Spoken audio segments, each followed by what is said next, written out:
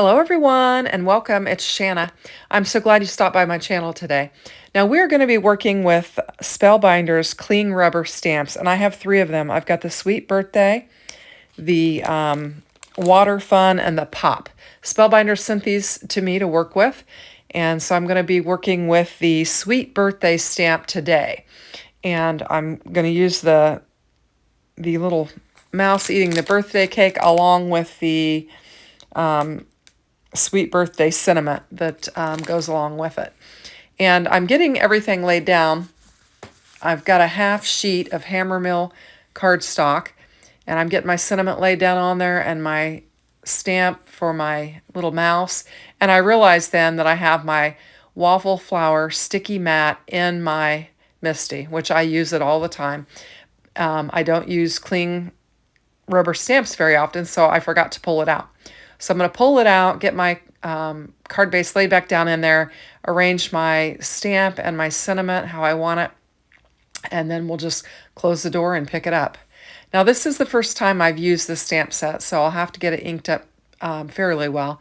I'm going to bring in Memento Black ink because I plan to color these with my alcohol markers, and so I want an ink that is safe for that. So I'll be using my Memento Black ink, and I'm trying to get it stamped up really well, and then we'll get it pressed down here. Now, it did ink first time pretty well, but since it's a new stamp, I'm going to go ahead and ink it up again.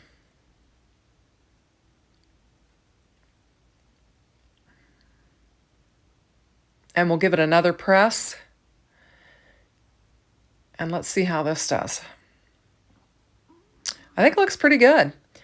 So I'm trying to get it out of there, and I've got to get my tool to get underneath there, my fingernail.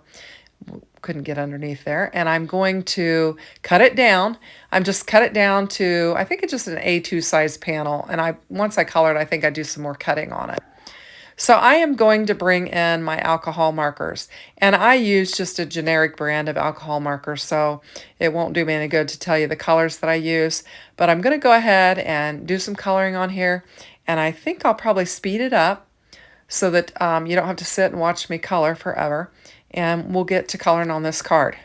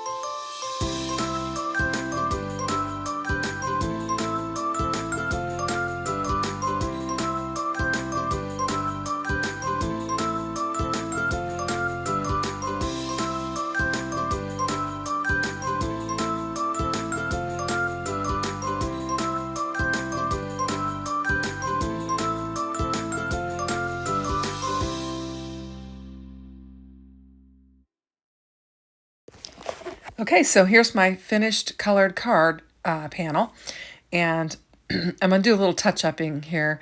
I brought in my colorless blender there and just tried to blend out any little errors that I made and just kind of clean it up a little bit. And I think it turned out pretty cute. Now with my alcohol markers, I struggle with my pinks. I don't feel like I have great pinks with that set. Now, I did want to make this a strawberry cake because my husband loves strawberry cakes. So that's why I chose that. And I'm going to bring in some of this Amethyst Spellbinders cardstock and layer it behind there. But I'm going to do some trimming on this and just trim it down a little bit. So I just brought in my little Cricut trimmer and we'll just get it trimmed up and then we can get it laid down on our panel there. And I'm just trying to decide what measurements I want it to be, and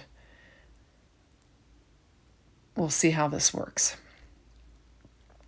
So you can see that the sides are wider than the top and the bottom. So I'm going to bring that trimmer back in, I believe, and trim it back up. I don't think I'm really even measuring. I'm kind of just eyeballing it, and that was my problem, I think. So we'll see if this is going to work better. I think this will work better. I think I can kind of line it up on there and get it laid down.